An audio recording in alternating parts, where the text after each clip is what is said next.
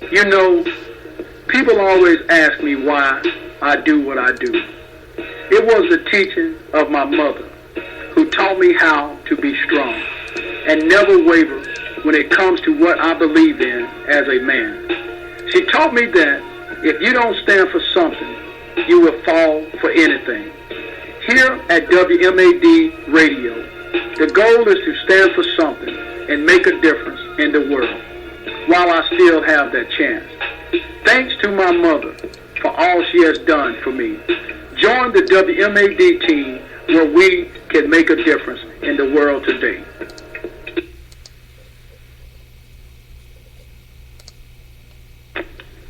Hey Mo.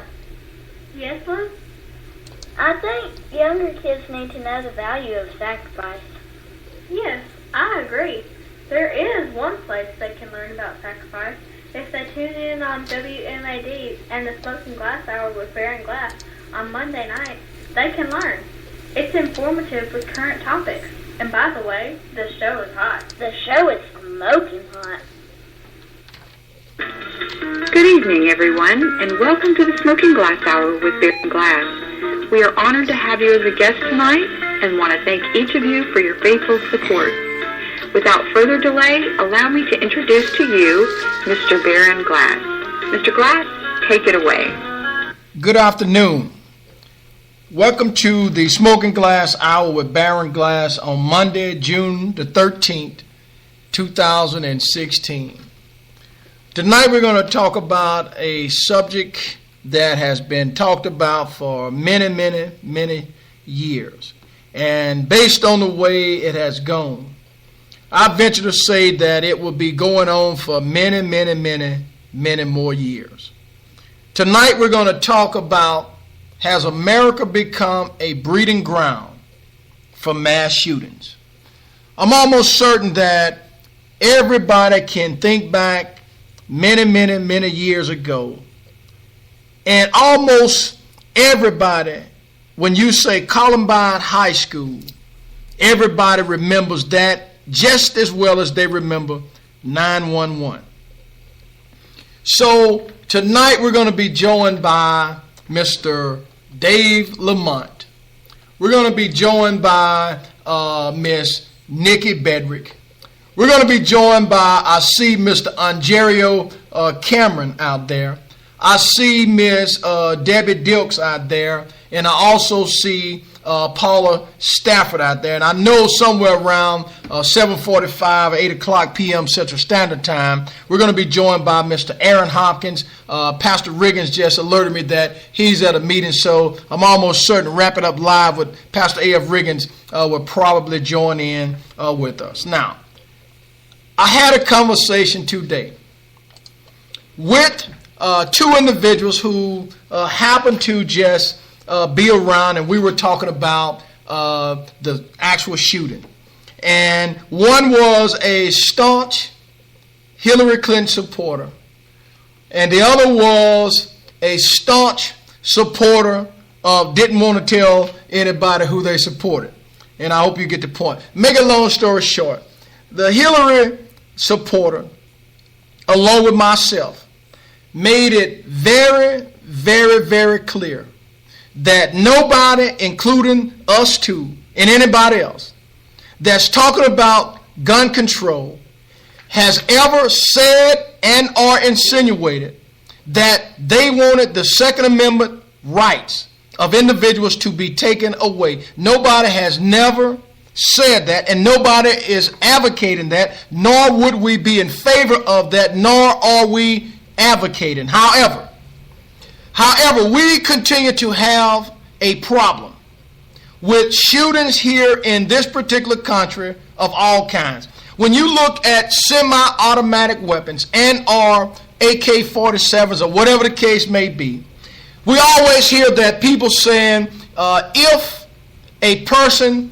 that had a gun was present, they could have prevented the shooting. Well, that's not necessarily the case, because earlier tonight, I posted something that basically dispelled that particular rumor. And it said the number of mass shootings stopped by armed civilians in the last 3 decades is zero. Uno. Zero. Not uno, but zero. So tonight we're going to be joined by, once again, Dave Lamont, Ontario Cameron, Nikki Bedrick, Debbie Dilks, and Paula Stafford, and anybody else that's out there on the line who may have called in who would like to join the conversation. Dave Lamont, how are you doing?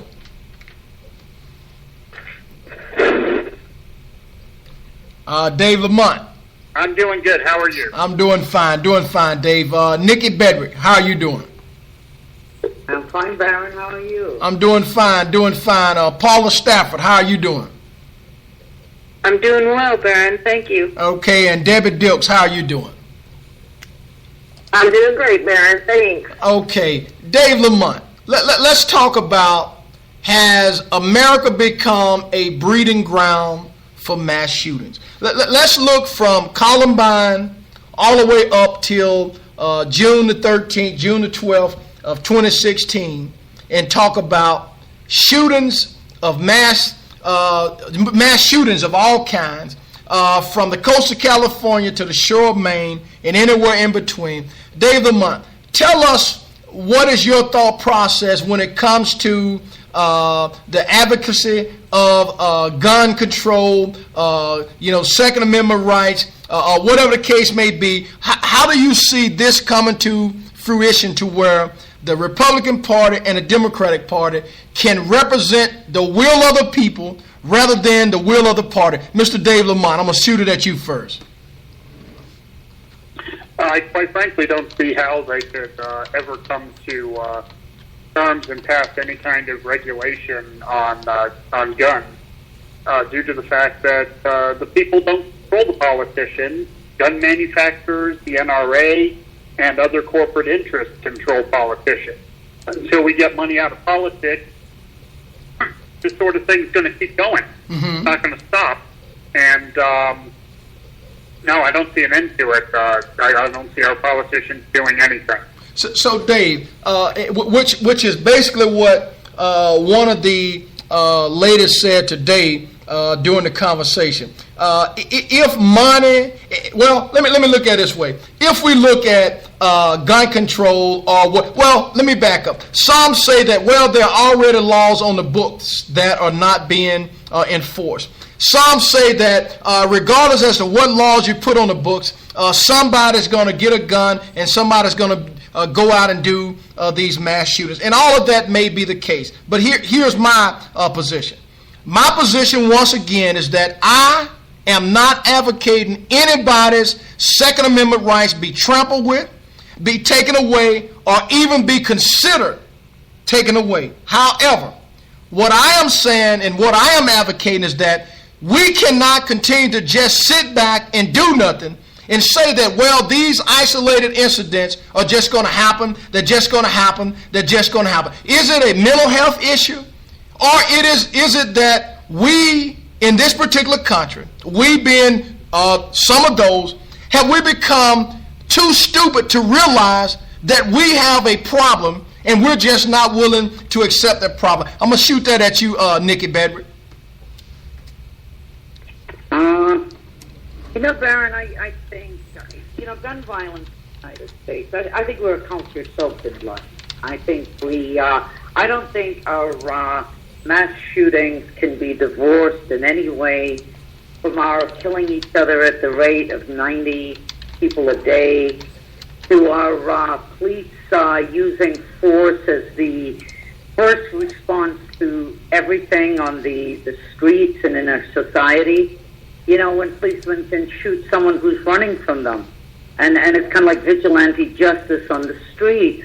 Our military is providing our departments have become militarized. And we're a government at perpetual war. I mean, we have presence in 160 countries throughout the world. We have military presence in 160 countries throughout the world. So from top to bottom, we're militarized, and then you throw in, and I think Dave's actually right. The arms manufacturers, whoever's, the they have too much money. You can't divorce our guns from politics either. The arms manufacturers, the NRA, it's a profitable business. It's a really profitable business. I think the mass shootings are another symptom of what's happening from top to bottom to our culture. We've become a culture of violence. It's our first response. People want to shoot first. I think it's in Texas that's allowing guns on campuses, and then they have another bill, Dave, you probably know the name of it, where in 2016 people can walk around with their guns in their belt, and the right to kill first and ask questions later. It's through our society. I don't think there's any laws or mandates or gun checks or any of those things that are going to help it any at all. I don't think it's I think it's a social disease, if you will. I don't think we're quick to label. We're very quick to label. If he's a white performing the mass shooting, we're very quick to label him mentally ill. We all know that. I'm thinking Sandy Hook. How much worse? We're kind of outraged for a couple of days on the shooting in Florida. How much more vile can it get than someone walking into kindergarten and killing children? I mean, how much? And then the hue and the cry and everything we were going to do, and then it becomes yesterday's news. The Southern Baptist Church. Someone walks in and kills people at worship. How much more vile can it get? There's a hue and a cry, and we do nothing. This one will pass too. It'll just pass right on, and we'll have outrage for a few days, and it will just be another thing that's happened. Mm-hmm. Okay. Nothing. Right. Let me spin around first, Nick. We've heard from the state of Missouri, Colorado by Dave Lamont. Nick is out in Las Vegas, Nevada. Let's hear from Little Rock, Arkansas. Mr. Ontario Cameron, we're talking tonight about guns. And the question that we're asking is, has America become a breeding ground for mass shooting based on all of the things that have happened in the last 10 some odd years ago? Ontario, give us your account of what you see from where you sit, and what is it that you'd like to advocate as far as your position to try to create a dialogue and or a conversation to where people can really get it. No one is saying that your Second Amendment rights should be taken away. However, something should be done rather than nothing. Ontario Cameron. Right. Let me say this here. Gun violence has been a part of our country ever since its inception. When we broke away from the Brits, they armed the people of our nation in order to liberate this country. And so what I do believe, and I'm one of those people who will go there, I absolutely believe that there is no other alternative than to remove your Second Amendment rights. But let me tell you why. There are 283 million guns in the hands of civilians right now today. We lose about 10,000 lives a year to gun violence. We sell about 4.5 million weapons on the street. Every year we sell about 4.5 million weapons, with 2 million of them being handguns, 2 million of them being secondhand sales. So we have to, the only way we can fix that is to remove that amendment, because the same principle that gave it to us is no longer in play. Now we have a military that can defend our country, it can defend our seas, and it can defend our airspace. So there's no need for this, but it's such a taboo thing to tackle. Nobody wants to do it, yet it's the only solution that's viable. Nobody wants to say it. Yes, they need to remove the Second Amendment rights. They need to remove that right to bear arms, because now it has been misused, and it's totally out of control. And as David said and Nikki said, it will not stop by no other solution. So there is no other alternative. Mm-hmm. And we have to face that reality. That's a reality. That's not just something we get. That's why nobody on here has any solutions. Mm-hmm. No politician has any solution. If they did, it would have done it. Sandy Hook, South Carolina, Columbine, Gabby Gifford and them down in Arizona. I mean, and it just goes, the list goes on and on and on and on and on. and there's no way to stop it. And it ain't so much about the mass shootings. When you really think about it, more people die at the hands of single gunshots due to gang violence, due to robberies, due to domestic altercations. More people die from that than they die from mass shootings in any given year. Mm-hmm. Each year you might have 1 or 2, maybe 3 mass shootings, and you might lose so many people at one time, but normally it don't even come close to the amount of people that die at the hands of gun violence from single gunshots. Just people owning regular handguns. So we can't clean that up with that many millions of guns on the street. And let me tell you something. These gang members and different other groups that cannot get a gun due to criminal background and all that, they don't do nothing but recruit somebody else to go buy it for them who don't. This is why these gangs recruit young black men who don't have records so that they can purchase guns. Mm-hmm. And it's been going on for a long time. It's just like when we were young and you give somebody money to go buy beer or cigarettes because you were too young. They're doing the same thing with these guns. Mm-hmm. With that many of them on the streets, there's absolutely no way to control it. Wow, I tell you, Little Rock, Arkansas, this is the first time I have experienced or even heard to take away that Second Amendment right, which you just jumped out of the frying pan into the skillet, and that's fine. Because we like to talk, and you know that we like to talk. Let me take it to the state of Missouri. Debbie and Paula. I'm going to start with you first, Deb. Ontario has just made a very stern, or has just taken a very stern position. But let's wait before we get to that position. Deb, when we look at has America become a big breeding ground for mass shootings, from where you sit and what you see, how would you like to respond to that question? Well, I'll leave it from you, Deb, and then I'll go to Paula in the other half of Missouri. Go ahead on, Deb.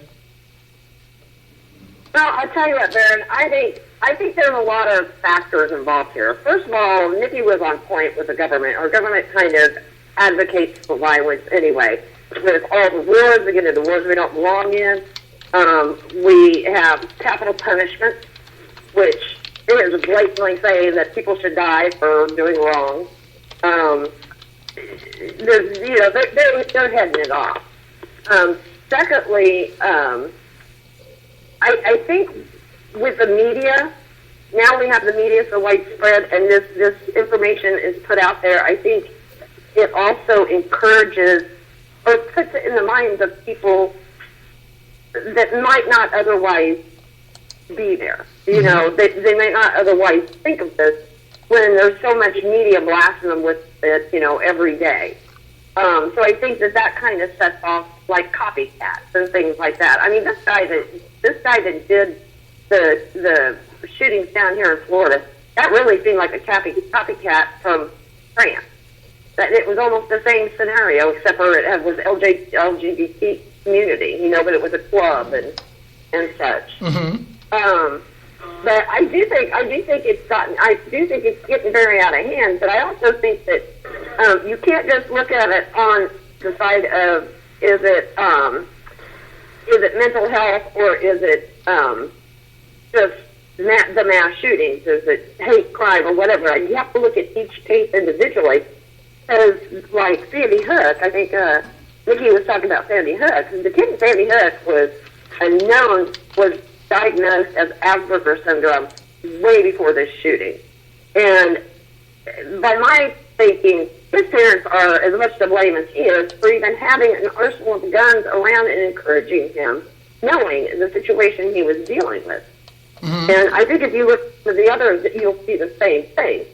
Now, this guy down here, they're also saying, they're kind of leaning towards mental health too, because and I'm not sure, I think there could be a combination. It could be a combination of mental health and mass, hate crime. So, but is it getting worse? Yeah. Are we going to find a way to stop it?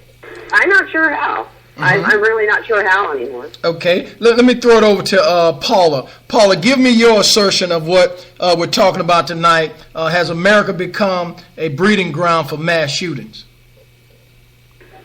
Yes, I think it has. And you can even go back to the sniper in Austin, Texas. That was at the top of the tower and was just shooting randomly. That was quite a long time ago. But I think I agree there are a lot of copycats. I think there are some loners that are mentally unstable. This guy in particular from last night, he was investigated twice by the FBI, and they decided there was no reason to look at him any further. Well, honestly, he was a security guard. He wanted to be a policeman. He was a loner. He was obviously unstable. And those are the kinds of people that tend to be doing these, and I think they want to do it so that they can be famous. And then they know they're going to get killed. I mean, either by themselves or by the police. Okay, Paula, just to let those out there on the line know that some lines are on mute right now because I'm talking specifically right now to the hosts and co-hosts that are out there. And at some point, I'm going to open up the lines and let everybody join the dialogue. Now, let me go. Let me shoot it back to Ontario because I'm going to get to his point. And as soon as I leave Ontario, I'm going to go directly to Dave Lamont. Ontario, this is what I believe now, according to what you've said, and you convincingly said it with conviction, that you feel that it is now time to visit the Second Amendment rights and, in your opinion, perhaps take it away in some way, shape, form, or fashion. When we look at that particular Second Amendment right that has been afforded to us by the Constitution of the United States, what would be different if people, some on the other side would come and say, well, we feel that women shouldn't have the right to vote, and or people of color should not have the right to vote. Let me challenge you a little bit on that, and then I'm going to take it to Dave Lamont and see what his position is. And when I say challenge, I just want you to kind of expound on it a little bit more so those that are out there can understand specifically why you're taking this position and allow you the opportunity to defend your own belief, which we, respectfully, respect that position that you're taking. Ontario. Right. The Constitution is a document of rights that is a privilege to all Americans. But when you begin to use a privilege so badly, and there's no way to correct that privilege but to reverse the order in which it was given in the first place, that becomes the only way to do it. We talk about laws about voting and civil rights laws. Well, these are laws of what you call just laws. Owning a gun is not a just law. That's just strictly a privilege law. So when you talk about justice and injustice, then you get off into how do you treat your citizens. Well, everybody has the right to bear arms right now. Privilege. And that's a privilege that we have taken advantage of, and it is causing the very casualties that you see now. So many people are doing it because we're living in different times now. You have a culture of violence on TV that, promote this kind of stuff. You have, it's everywhere. So when that privilege gets abused, what is the solution? And so I think that we have to look at what's the solution to gun violence. We've tried everything but that. We've tried everything. They've tried to get amendments passed to have background checks. They've tried before to have the assault rifles banned and all of that. It didn't work, and it's not going to work. There are too many guns in our nation. Too many. 283 million guns in the hands of civilians. There is no solution. Some of the most brightest minds in the world who are in public service have sit and tried to solve this with every possible means they could, with the exception of moving your Second Amendment right. So why not try that one? Well, I'll tell you, Ontario, you have a position, and you have to respect a man, for defending that position convincingly. Dave Lamont. You've heard Ontario's assertion. Where do you stand regarding what he's saying and his position? Do you share any similarities, or do you have full differences? Come talk to me, Dave Lamont. Well, I think I probably have a few differences, but they're nuanced, to be honest. First off, I have to dispel a myth. There is no right individual right to bear arms. That is something that was granted outside the scope of the Constitution by the Supreme Court in 2007. The right to bear arms is in specific reference in the Constitution to a militia. We know this from the Federalist Papers, and we know this from early rulings. It was the conservative Supreme Court in 2007 that granted an individual right to bear firearms. And they pretty much put it specifically as firearms, when the definition of arms in 1787 was not specifically guns. Mm-hmm. So when we take that into account, we don't have to take back the Second Amendment, because the Second Amendment does not protect or guarantee you a right to own a handgun, rifle, sword, pitchfork that looks like it's mad at someone. Gives you that right. If you organize into a regulated militia, and that's a very specific term, regulated militia, that we can disseminate arms in a manner that we find fit under law. So we can make a law saying you can only have a magazine with 10 clips, or a magazine with 10 bullets. You can only have handguns, or you can only have shotguns. So that's the first myth we have to dispel. The second myth we have to dispel is the fact that there's anything different between today and 200 years ago. We've had mass shootings from the beginning of this country. The big difference is these mass shootings are more known in the media. They used to be local incidents, that sort of thing. It wasn't talked about. It was often kind of a shameful thing for a town to have experienced. So these things weren't talked about. They weren't in the news nearly as much, and we did not have the kind of mass media that we do now.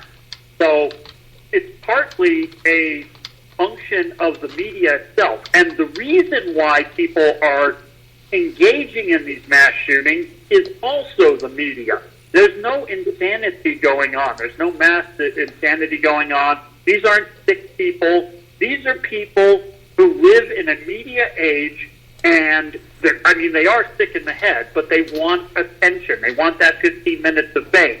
And our media is complicit in it. I generally don't talk about this sort of thing until well after the event has occurred, because I don't like giving justification to these events because of what the media does. And that's the big difference between us and Canada, a country that also has a heavy tradition of firearms. The big difference is their media does not promote killers. They condemn them. They don't tell their names. They don't do any of that kind of stuff. And we plaster their pictures. We do all of these things. So when we look at the entire problem, we have to sit there and attack it from a media perspective and a fact that we have money in politics, and it's these two things working together which is driving this mass shootings that are going on. So, Dave, am I hearing you say that somewhere in the history books, the history teacher, the NRA, or somebody else, are you saying that people have been misunderstood with regards to the Second Amendment rights? What exactly are you saying? Because what you're saying, it appears to me that people who are in favor of the Second Amendment, they see it totally different than the history lesson that you just gave us. How do you see that, Dave? Well, I'm glad you asked, because I can explain that fully here. Back in the after the Civil War, it was determined by a small group of former officers in the Union Army that our marksmanship in America was horrific. They saw what the Europeans did. The Europeans had shooting clubs, and they formed one. It was called the National Rifle Association. One of the early things that the National Rifle Association did was actually advocate. Advocate is the word I'm using. Gun control laws. Mm-hmm. It's like if you've ever heard of the movie Tombstone, for instance. That was a dispute over gun control, essentially. Towns would pass ordinance bans on bringing handguns into town. Now, if we had an individual right to bear arms, wouldn't we have had litigation back in the 1870s? I think we would, because someone would sue someone else. So what we're looking at is further proof of what I had said, that Second Amendment is not a guarantee to an individual right to bear arms. Because we had towns across the United States that banned weapons. I mean, outright banned them. This was hey, Dave, say that again. I missed that part. If you don't mind, say that again. What was it regarding banning weapons?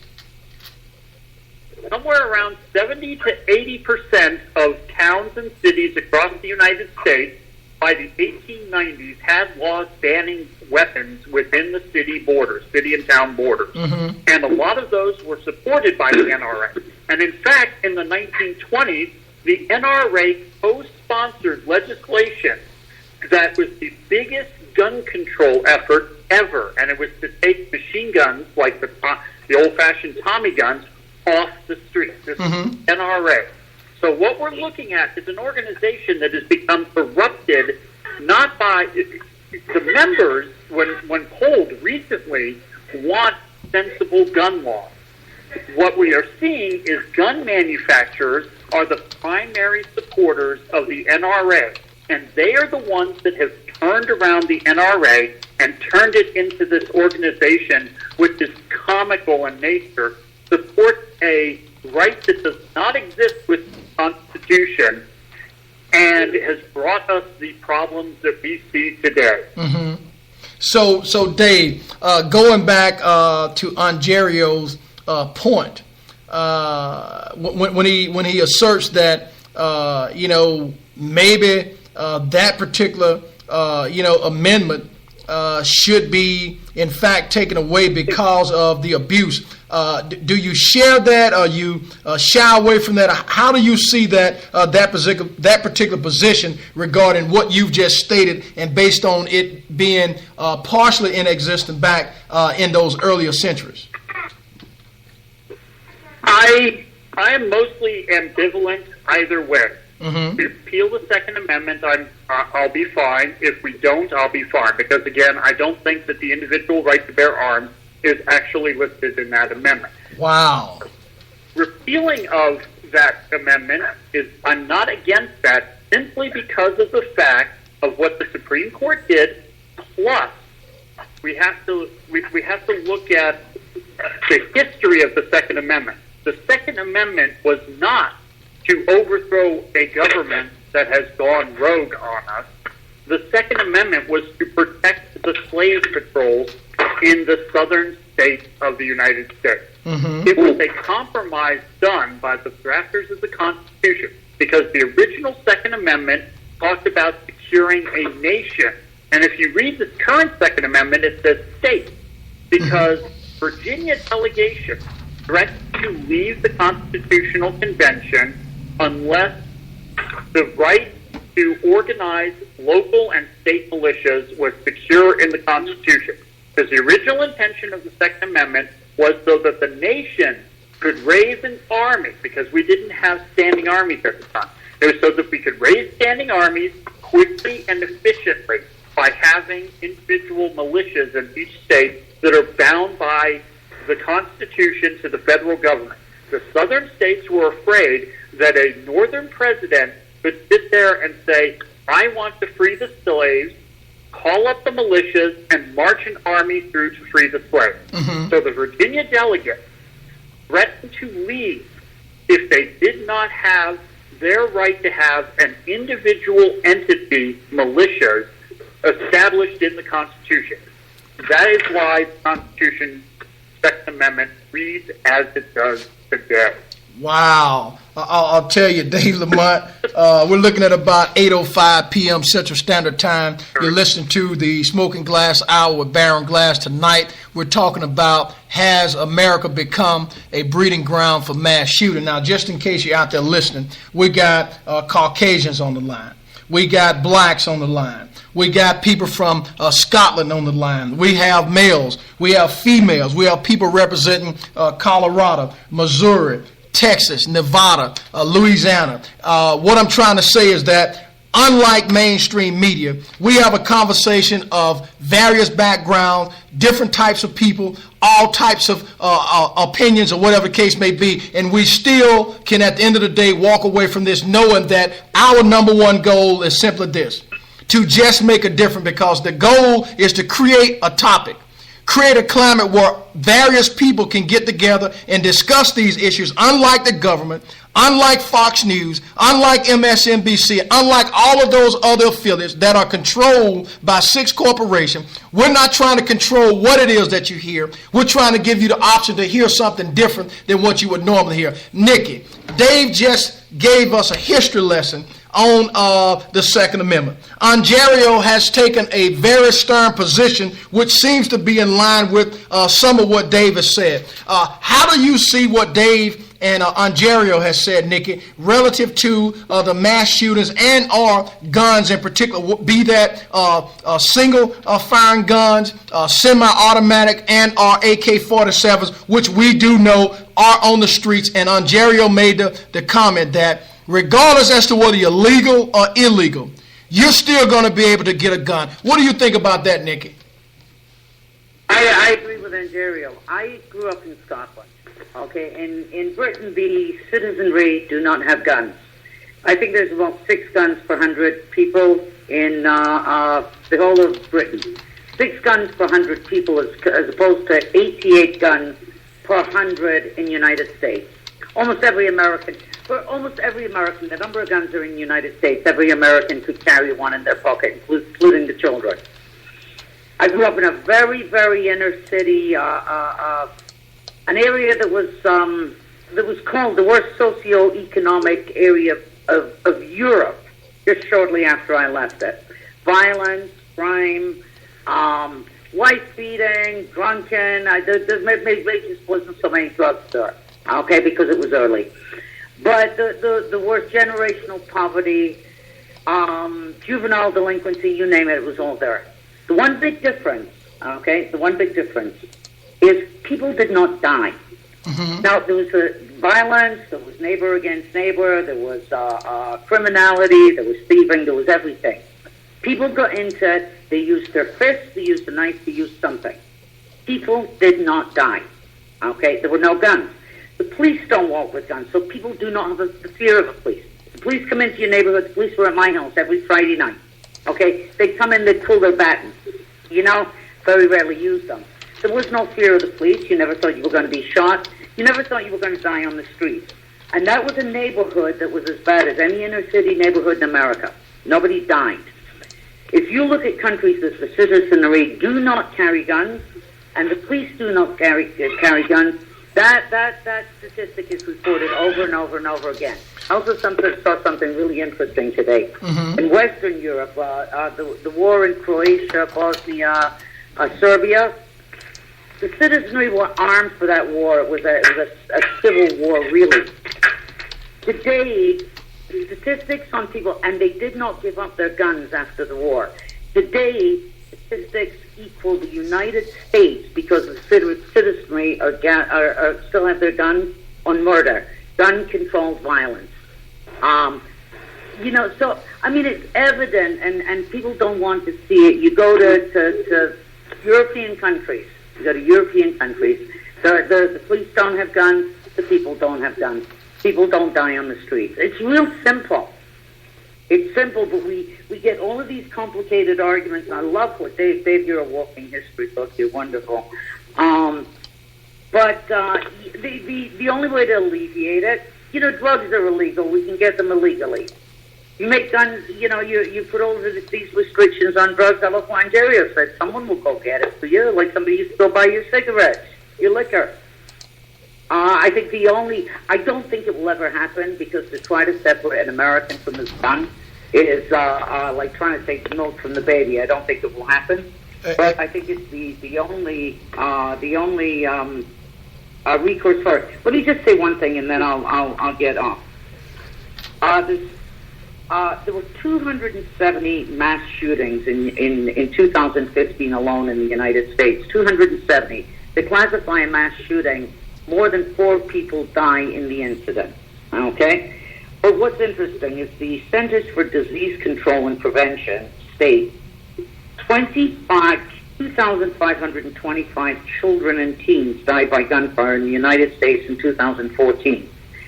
One child or teen death every 3 hours and 28 minutes. Nearly 7 a day, 48 a week. Such figures indicate that too many youth in the United States occupy what might be called war zones in which guns and violence proliferate. In this scenario, guns and the hyper-masculine culture of violence are given more support than young people and life itself. We're a culture of death. We're a culture of violence. Mm-hmm.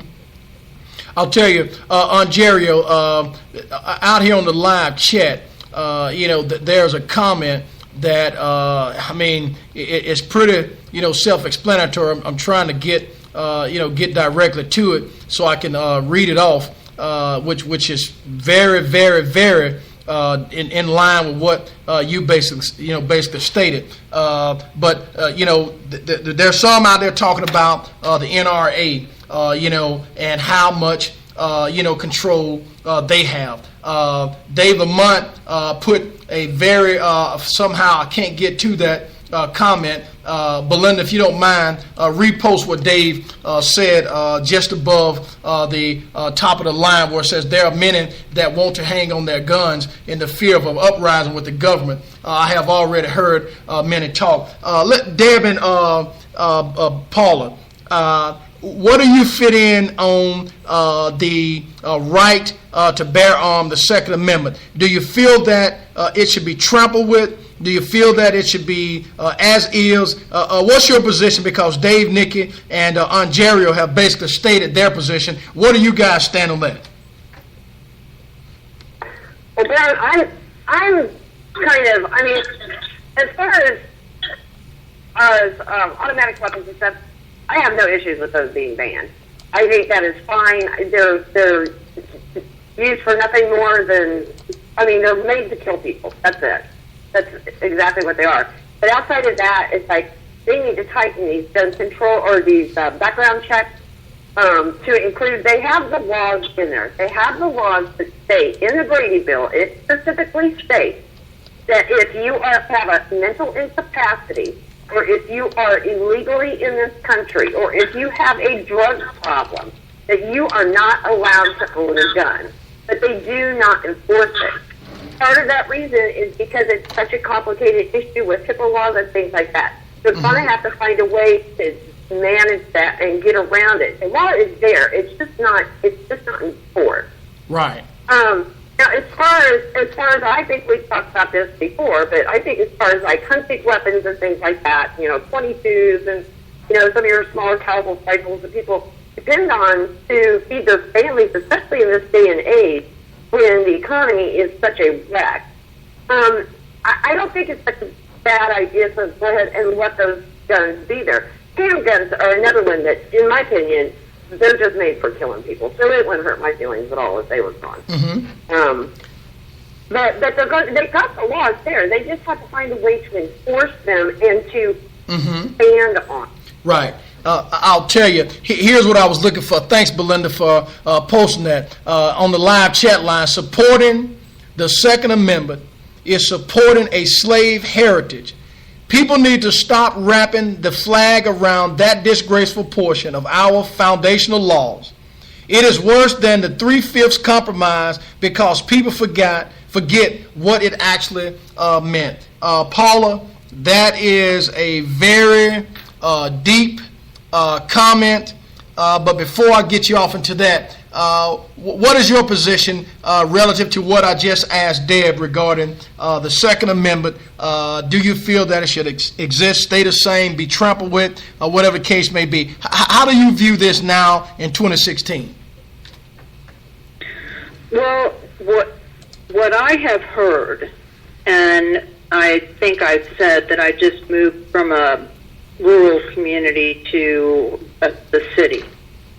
And in that rural community, I hate to use this word, but I'm going to, there are a lot of rednecks. And among that group, there are many people that say Obama wants to come and take our guns. Well, my argument to that is nobody's going to come knock on your door and say, hand it over. But my position is, I think the gun manufacturers have got to stop producing for sale anywhere except for to the military and to SWAT teams those kinds of weapons. I personally have a .38 revolver. I've had it since I lived in Montana. I lived alone out in the country, and I kept it in my nightstand just in case somebody showed up in my bedroom in the middle of the night. I knew, or my biggest wish was that I would never have to use it, and I never have had to use it. And right now it's in a closet somewhere. I don't even know where it is. But I think it's okay to have a hunting gun or a gun for personal protection. But these military-style weapons, and I was watching TV today, and the guy that sold the weapons to the man that committed the crime at the nightclub, he should have been alerted to the fact that the guy was buying so much ammunition and the long clips, you know, the high capacity magazine. Those are the kinds of things that people have got to pay attention to. Well, Paula, I'll tell you, this is getting interesting by, the segment. We got Mr. Aaron Hopkins out there now from the state of Texas by way of Dallas. Aaron Hopkins, I know you've been out there listening. You're kind of coming on late, but I know that you can pick up on this thing pretty heavy. Tonight, Aaron, we're talking about mass shootings. Has America become a breeding ground? Talk to me, Aaron, based on what you've been able to accomplish up to this point based on the conversation. I know you've been in about 5 minutes, but once again, I give you credit. Give credit what credit is due. I know you can pick up on this thing very quickly. Aaron Hopkins from Dallas, Texas. Come on in, Aaron.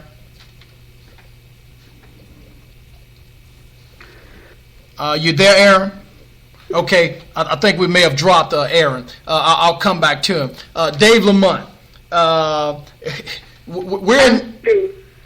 Hello? So I'm here too. Okay, Vanessa. Okay, let me go to Vanessa in Houston, Texas. Vanessa, I know you've been out there listening for a pretty good while. Talk to me about, has America become a breeding ground for mass shooting? Give me your assertion of this, and let's talk about it. Most definitely, America has a romance with violence. I lost my oldest brother through gun violence when he was only 38 years old, right after his birthday. As a matter of fact, he got killed on one of my other brother's birthday. And it was the youngest who shot him and killed him. The gun was registered, of course. You know, God knows where he got it from. And this happened in Michigan, and the young guy, he threw the gun in the Saginaw River. He killed my brother in Flint, Michigan. And he never denied shooting him. He was on probation when he killed my brother. Uh-huh. He got 16 to 30 years. So Vanessa, not trying to cut you short on your story because I want you to finish. So let me ask you this. Since you have a personal account of guns and gun violence, what do you think about the Second Amendment? Stay the same, trample with, abolished, or whatever the case may be? I believe in... I think I wouldn't mind seeing it abolished because what Dave Lamont was saying, there is the actual history of the Second Amendment, and it has gotten distorted over the years by the NRA and other corrupt individuals because Danny Glover gave a history on the Second Amendment, and they almost hog-tied him and threw him out of the building. Hey, Vanessa. I want to hear it. Vanessa, let me cut you off again, because we're getting this history lesson out there.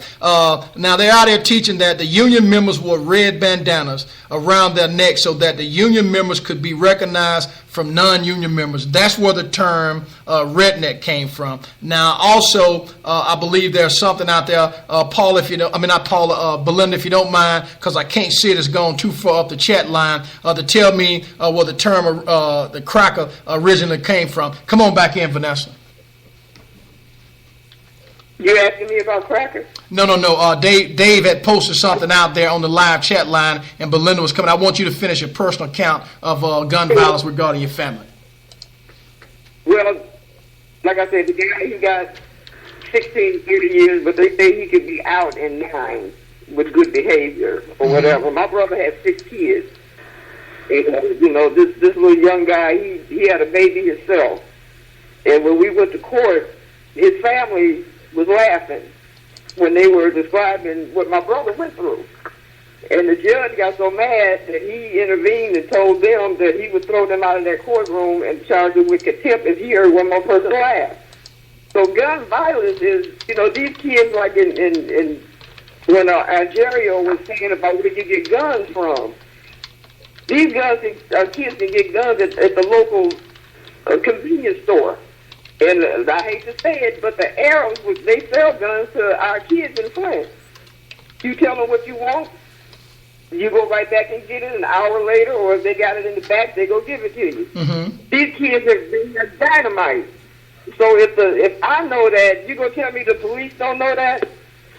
So if parents don't stand up to illegal gun sales in their own community and stop complaining about the gun violence that they experience all the time, if you know where your kid got that gun, then you need to make the police or go to the government or whoever and make them understand you can't have these people in our neighborhood.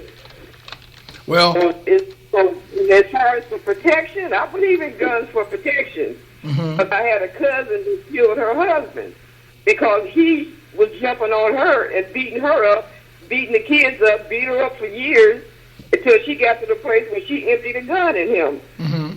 That happened too. Right. The same way, she had to spend the day in jail because she was protecting herself. She was protecting her and the kids. Mm-hmm. But it's hard to say if I want it abolished, but it has to be better than what it is now. And if you got to get rid of it, I'm all for you. Right, okay. We got somebody out there that's got a dog barking in the background. If you don't mind, just mute your line. We're going to bring in, once again, Aaron Hopkins. Aaron Hopkins from Dallas, Texas. Come on in, Aaron. Good evening, everybody. I apologize for, I thought I was online here a while ago, but I want to deal with specifically the type of weapon that was used in this mass shooting. I don't think... Well, I know the words have been tossed around that it was an assault rifle, but I want us to pay attention to the description of this rifle, and I want us to think about what Paula just stated in terms of having a weapon for the use of protection. There's a difference between a weapon that's made for an assault versus a weapon or smaller handgun or something of that nature. So this was an AR-15 that was used in the shooting. This particular rifle is a civilian version of a military weapon that's called M16. I'm sorry.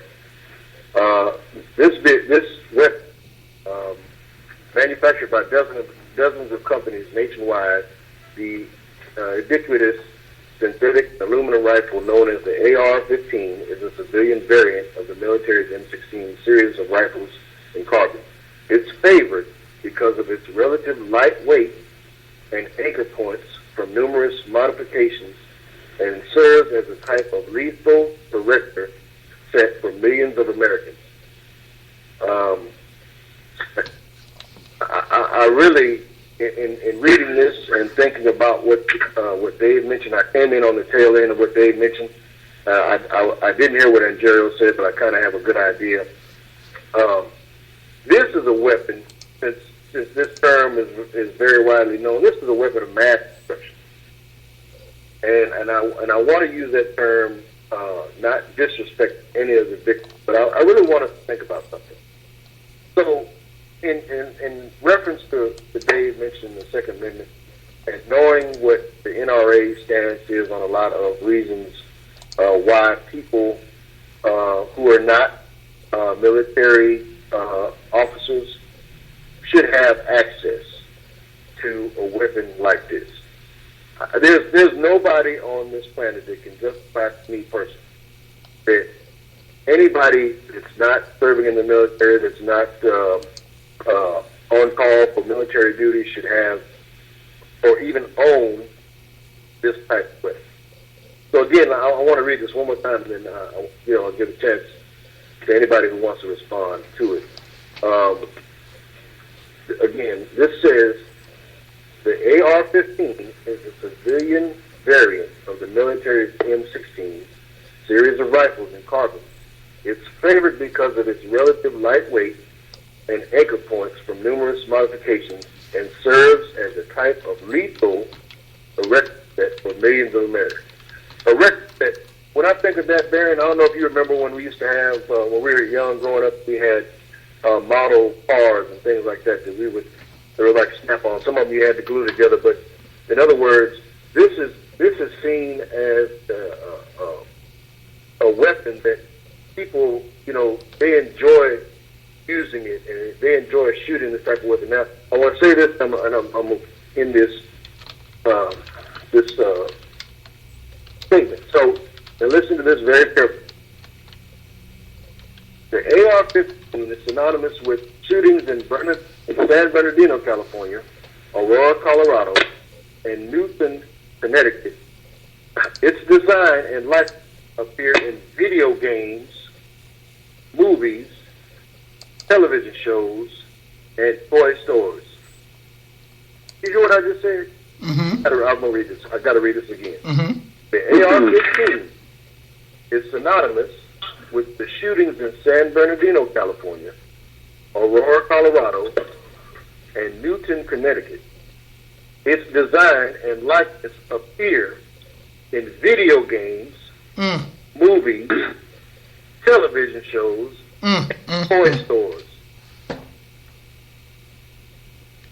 I want everybody to just let that sink in. Hey, Aaron, I think you go directly back to, I believe at the top of the show, it was either Dave Lamont or Nikki talked about the commercialization of these guns being seen on mainstream media, or whatever the case may be. We're looking at about 8:28 p.m. Central Standard Time. We're talking tonight about, has America become a breeding ground for mass shooting? Now, here's what I'm going to do. Since we're looking at about 30 minutes left, and this always goes to be exactly the way it is. We have so much going on, so many areas to cover, so many comments, and we try to allow everybody the opportunity to talk as long as they want to without trying to cut them off. And if we do cut them off, we'll let them come back in. So what I'm going to do now is the lines are specifically open right now. And what I'm going to do is I'm going to call out the last four digits of 4 or 5 different numbers. If you hear the last 4 digits of your number and you'd like to respond, all you have to do is come in. I'm going to pause briefly for about 2 or 3 seconds. If you don't come on, I'm going to go to the next caller. So we're going to start out with our caller, last 4 digits, 2007. Would you like to have a comment, caller, tonight? 2007. Yes, I would like to. Okay, go ahead. One of my comments would be that I see a lot of legitimacy with many of the calls for having firearms banned out just completely. I can understand the outrage with what's happening in America, but my thing is, I believe it's more of a heart problem with the citizens of the United States of America, that we're not being taught the value of life from our birth. I believe if us as Americans would be taught the value of life, many of these things wouldn't be occurring right now.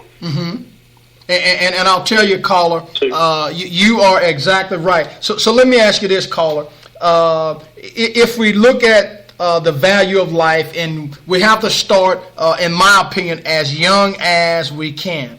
So what is it that you think school systems, homes, law enforcement, judicial systems, what is it that you think all of us can do to create, like we're doing tonight, a topic and a conversation where various people can get together, and even if we disagree, that's fine. We all can talk about something, and at the end of the day, there's going to be some type of similarities that we all share. What is it that you think these agencies can do?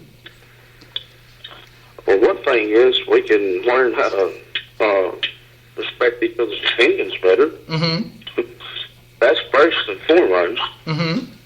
But as far as being able to learn the value of life, we need to be able to have demonstrations of exactly what happens. Say, for instance, have a live frog or something like that, and let them know that once that frog is hurt, injured to a critical extent, when they stop breathing, that's over with for them. Right, that's end of life. Way of being able to communicate they're hurt or they need help or anything like that. Mm-hmm. Right. And we also need to be teaching them that, hey, some of these people need help. They don't need to be alienated. Mm-hmm. Because, I mean, if you're looking at somebody and you say, well, they're mentally ill, they're not really going to like that too much. That's for sure. But we need to make a distinction to where that if we do say that they are mentally ill, we need to be able to have the compassion, the love, and the respect for that person as an individual and as a soul, for that, hey, we can help them. Mm-hmm. That we can show grace to them to where that, I mean, they don't have to do something like that. Mm-hmm. Okay. I look at it more from the side that we have a mental illness issue and a heart issue combined. Okay, caller. Yeah. No, go on. Finish your comment, caller. To me, it's a two-pronged problem, kind of like you would say on an extension cord or something like that. Mm-hmm. Two different series of current, or not really series, but two different conductors that still lead to the same issue, the same thing. Okay. The extension cord has the dang, I can't even. Well, that's fine. Take your time, caller. Take your time. You have two prongs leading into a copper wire which sends electricity to the same location on the other end. Mm-hmm.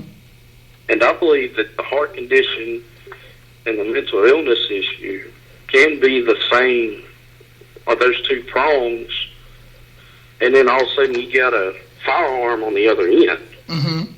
And the person can be the copper wire in the center of the cord. Mm-hmm. Okay. I think I follow your point. Something else into it. Yeah. And then you get something else plugged into it, and boom. Right. It's going to be there. I'll tell you, caller, very interesting point of view. If you don't mind, hold the line for 1 second. We're going to go to caller 0398. 0398. You got any comment out there? Caller 0398. Okay. Caller 1000. 1000. Caller 1000. You got any comment? Okay. How about caller 2333? 2333. Caller 2333. Any comment or suggestion of any kind? Okay, those are the numbers that I'm going to pick as of right now. If we have enough time, I'll go through some other calls. And if you're out there, the lines are open. So if you want to come in at any point in time, you may do so tonight. We got caller 3841 out there. You want to come in, caller 3841? Yes. Okay, come in. Well, I think part of the problem with all of this that's going on right now is I believe that one of our presidential candidates causing a lot of racism and hatred in this country right now, and I think that that's a big problem. Mm-hmm. I really... When you say that, not trying to put you in, are you referring to Mr. Trump or Miss Clinton? Yes, sir. I'm talking about Mr. Trump. Okay, and let's talk about that. For years, people have thought that racism, so to speak, had died down, specifically when President Obama was elected. We also know that now, as a result, Mr. Trump seems to be the breeding ground for that, which in 2016, everybody on this line can attest and agree, and I can speak for them, that we would much rather be further along than having to deal with protests, all of this violence when it comes to a presidential candidate. Let me ask you this, caller. Do you feel that Trump himself has really made this situation worse, or the situation was worse, but now mainstream media, along with social media, has allowed us to be able to see this when it has already existed, but now we can see it more, almost minute to minute? Do you think that plays a role with how this thing is playing out, or give me your account of how you see it? I see it as both, actually. Mm-hmm. I've always known that racism is alive and well in this country. Unfortunately, that is the way it is, and it has not changed since Obama got in. That has nothing to do with it. And I just think I have people that I know personally that have dealt with Mr. Trump on a professional level with business, and they said he was awful. I think he has made it much worse, and I think social media has been enjoying the circus. And everybody is jumping on the bandwagon, and it's causing so many people to come out of the woodwork and really just show their hatred for so many different walks of life, and it's disgusting. Mm-hmm. I am sick and tired of seeing it, and I am scared to death if that man is elected. Well, I'll tell you, caller, you are making a number one assertion that Aaron Hopkins, Nikki, and a lot of us talk about every Monday and Thursday night. Let me go to the specific question of tonight's conversation. Do you feel one way or the other, has America become a breeding ground for mass shootings? And if so, what is it that you'd like to see relative to guns? Some have said they'd like to see, or they wouldn't have a problem, rather, with the Second Amendment being banned, altered, or whatever the case may be. What is your position relative to the ownership of guns, and what is it we can do, you feel, with regards to Congress, the Senate, to get those people to represent the will of the people rather than the will of the party? Okay. A couple of things, actually. Yes, we have become a breeding ground for mass shootings, unfortunately. And I think we're at the point now where it's going to start being a copycat situation, which really is not too good. But I also feel that we need to do a lot of changes with the Second Amendment. I mean, let's face it, we are not back in those times right now. It needs to be upgraded and tweaked a little bit. And I'm not saying we should take everybody's guns away, because that's what the far right is so scared of, because they seem to have a love affair with their weapons. Mm-hmm. I don't have a problem with people having a gun. However, there is no reason to have an assault weapon. Absolutely not. My father was in the military, and he would agree with me 100%. No way. And it's too easily accessible. People can get them without, let's look at the last shooting. I mean, he was already on the watch list. I don't believe he was a terrorist. I do believe he was a homophobe. They're also saying now that he was gay. Mm-hmm. So I think a lot of stuff is going to come out of the woodwork right now, but we need to have much stricter laws in place to make sure that people that have past records cannot get their hands on certain weapons. Mm-hmm. And there should be more stringent laws, waiting periods, classes, etc. I'm not saying take guns away from everybody. Absolutely not. However, there are certain people that I know personally that should not ever have access to any gun, for that matter. Mm-hmm. So we need to clean up our act. And personally, I also believe we need to clean out most of Congress. They have not done their job.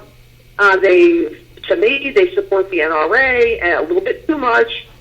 And I believe that has been a big problem here. And perhaps if they had done their job and they still kept the ban on assault weapons, we would not be having this conversation right now. This wouldn't have happened. Wow, Nikki Bedrick. But it would have helped. Right, Nikki. I know she's talking your kind of language. Let me allow you to come in, Nikki. How do you see relative to what the caller just stated? Agree or disagree? Well, there was a ban on those weapons. It was part of the crime bill. That's why Bernie Sanders supported the crime bill for the ban on assault weapons. Congress let it lapse, I think, in 2004. They let it lapse. They let the ban lapse. So now you could have them again. Also, after Sandy Hook, they blocked Obama's legislation through Congress. So I agree with the call of 100%. Congress is not doing its job. It let one lapse, and then it did nothing. Obama really tried after Sandy Hook. They blocked it the whole way. And if maybe Congress had done their job, we wouldn't have that. I'd like to really comment on what Aaron said, though. You know, after the Columbine shooting, I was listening to talk radio, and Larry King had a Green Beret Army psychiatrist on. And there were a couple of things that he said. And he said that the average American child, by the time they're 16 years old, has witnessed 160,000 acts of random violence from television, from movies, from just our popular culture. I did an experiment. After that, I took my son. He was a teenager. I took him to a movie. It was a Ben Affleck movie, a casino heist. It was supposed to be a comedy. We left, when I counted, 68 dead bodies, okay, into 20 minutes of that movie. You know, people being shot out in casinos, this type of thing. 68 we counted, and then we left. And the movie had been on about 20 minutes. It was billed as a comedy. So this American comedy seeing 160,000 acts of random violence. The second thing he said, did it ever occur to anybody that these kids at Columbine hit 100% of their targets, and these were moving targets. He said they'd never shot a gun before, and they hit 100% of their targets. He said, my marksmen don't do that well. He talked about video games, and he talked about how kids sit all day, and every video game is a violent game. It's blowing something up. It's shooting something. It's destruction. He said, we are a nation of marksmen.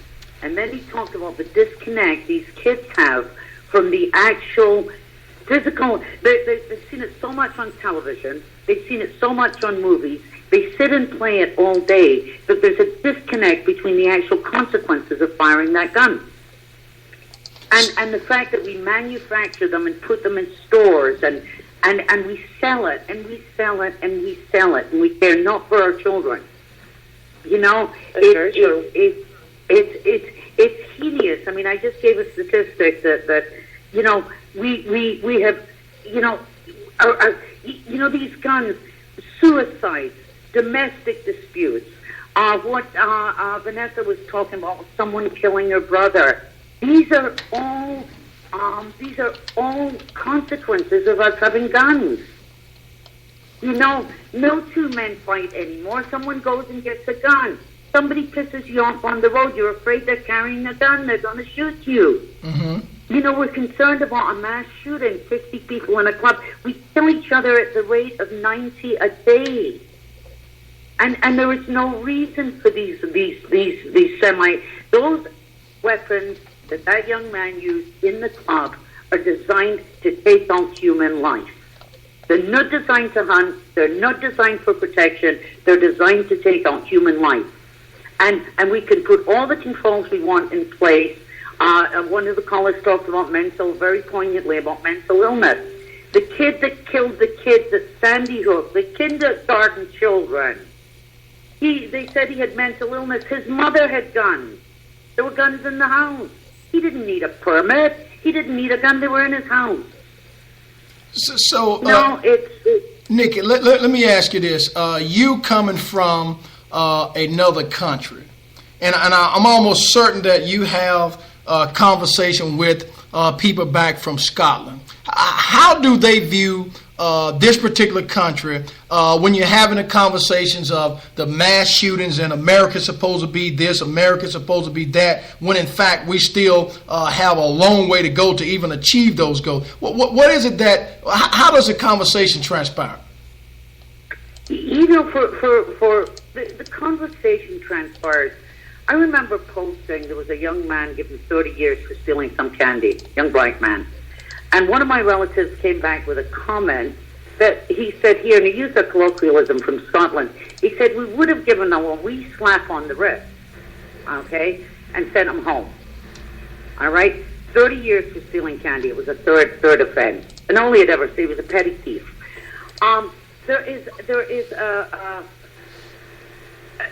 I think it's not just to my country, okay? I think it's to, when you grow up and guns are not part of your culture, and police brutality is not part of your culture, and, you know, your wars, when you look at them, when I look at Britain and its wars, okay, the First World War, Second World War, you know, where every man was enlisted, and you can go back a generation ago in Britain, and every man served in the army. Every man served in the army and lost a life and that type of thing. They are bewildered and appalled by what they see in America. It's like beyond belief for them. They cannot conceive it. And the biggest, I have relatives coming, the biggest thing they worry about is their own safety in America. You know, it's appalling. They watch the videos of the police brutality on the street. They know the statistics, but you know you have no conception because you've never lived in a culture like that. Mm-hmm. Okay, Ontario, you've been in the backdrop.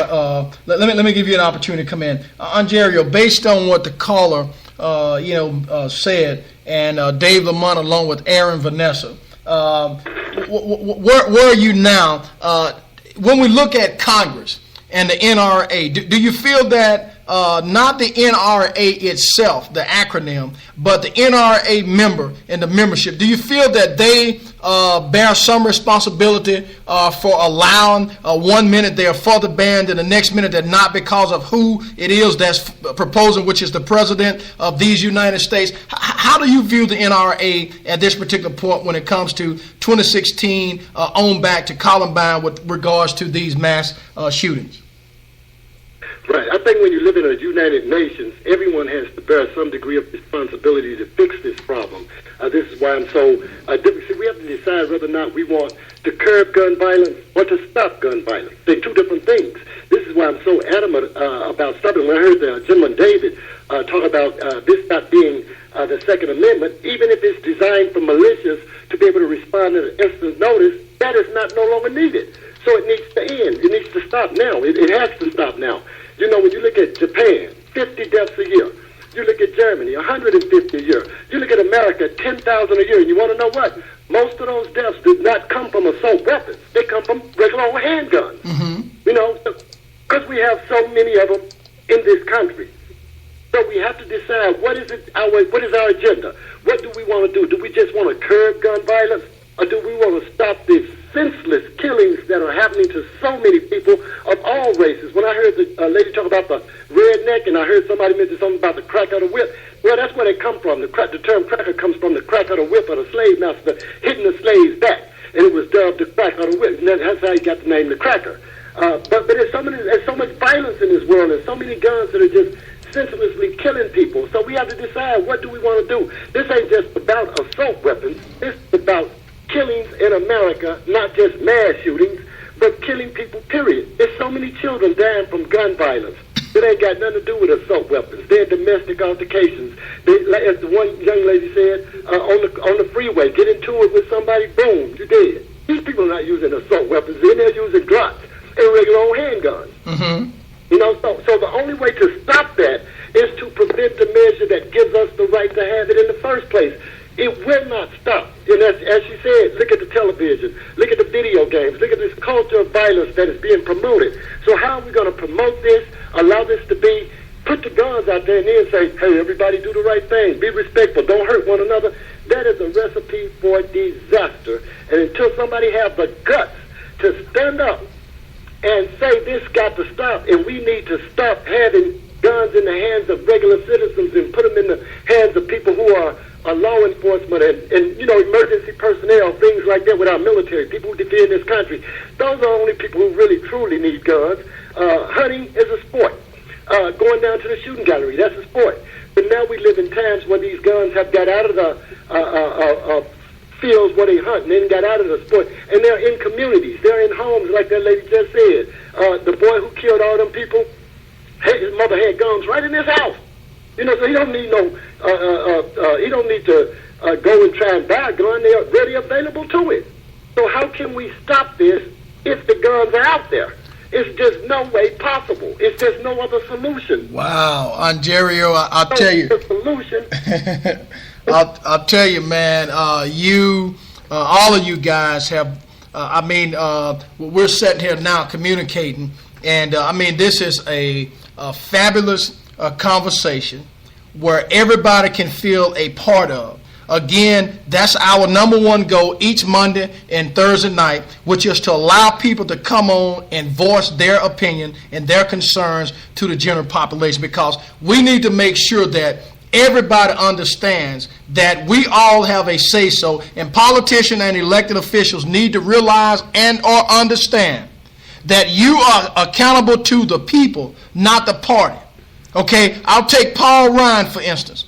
This guy knows good and well that he does not want to endorse Donald Trump. What does he do?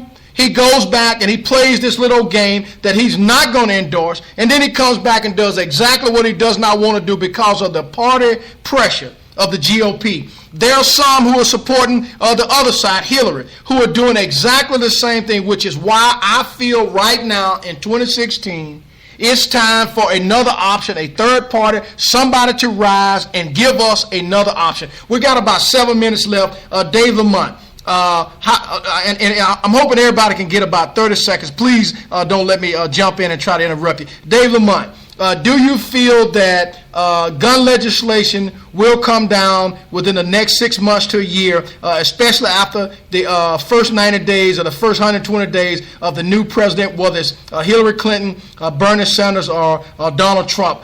Give me about 30 seconds, Dave. Do you see new legislation coming regarding gun control?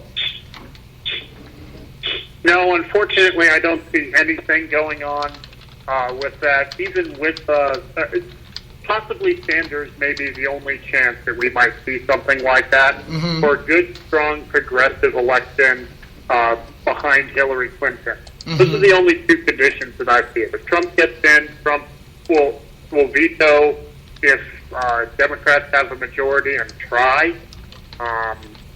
So, yeah, I don't see anything coming out of the first 6 months of any administration except for maybe Bernie Sanders. Okay, Nikki, in the next 90 to 120 days, do you see any type of improved gun legislation coming with Hillary, Trump, or Bernie?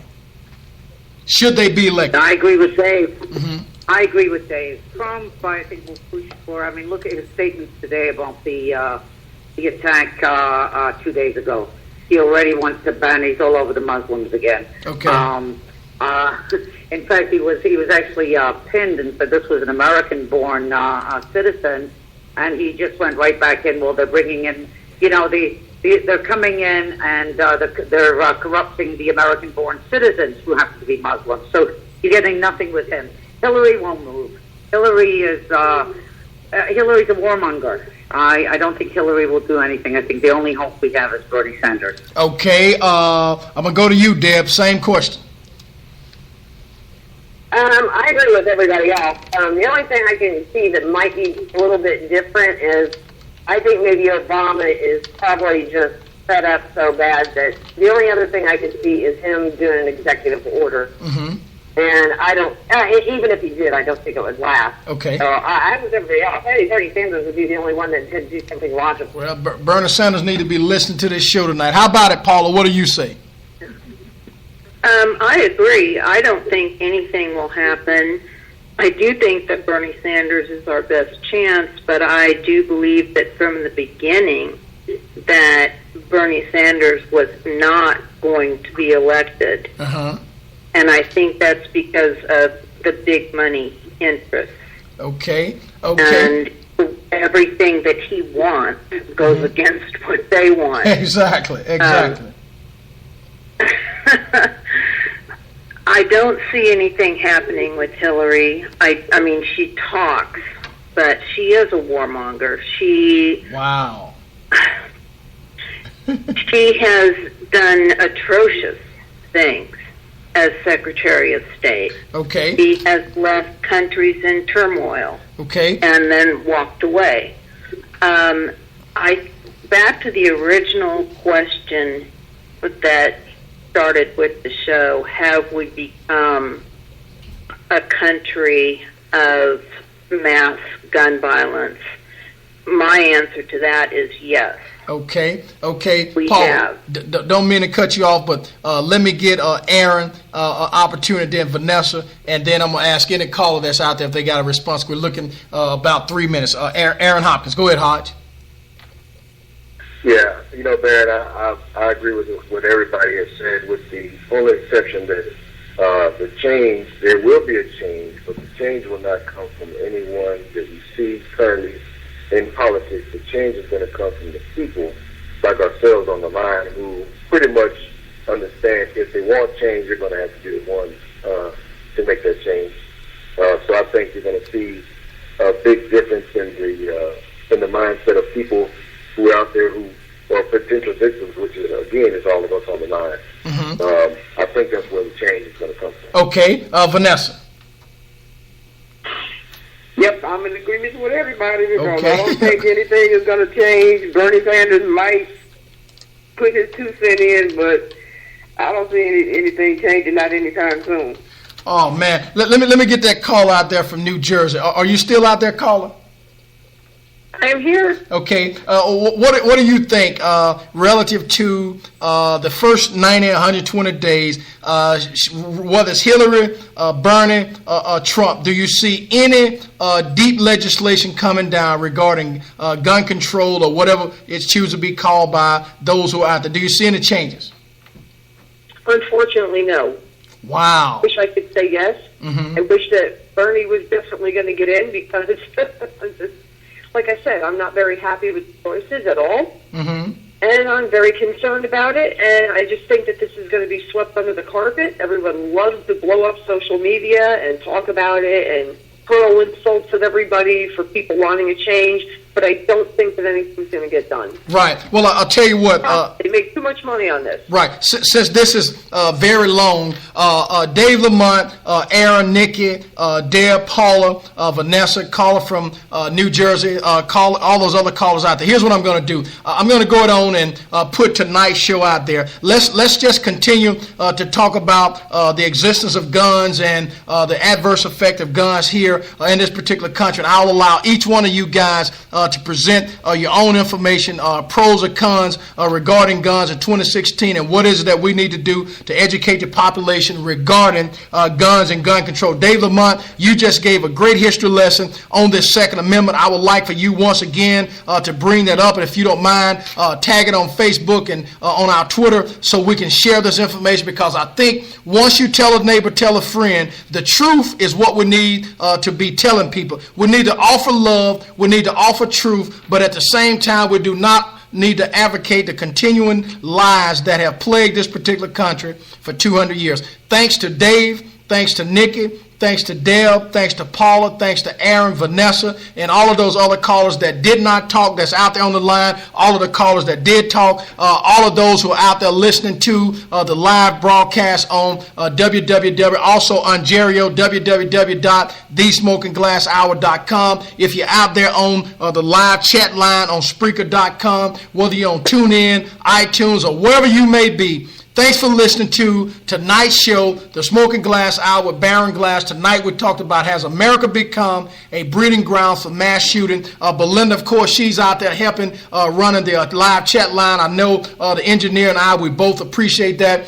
All of those listeners who are out there, once again, we're not trying to change anybody's mind. Only thing we're doing is giving you another conversation, unlike mainstream media, which number one goal is to divide the people and distort the message. I have no inclination to do either one of the two, and if I ever get to that point, I would rather you guys stop listening to the broadcast and stop participating when it becomes about me. It's about us. It's about us. It's about us. So bad that Bernie Sanders won't get the opportunity to be the nominee. I'm hoping that something significantly can change to make sure that Hillary Clinton or Donald Trump do not get. Once again, you've been listening to the Smoking Glass Hour with Baron Glass. Tonight's topic: has America become a breeding ground for mass shooting? See you guys Thursday night at 8 o'clock. I've already given you the assignment. Present as much information as you want. Feel free to join in, message me, or whatever the case may be if you have any more information.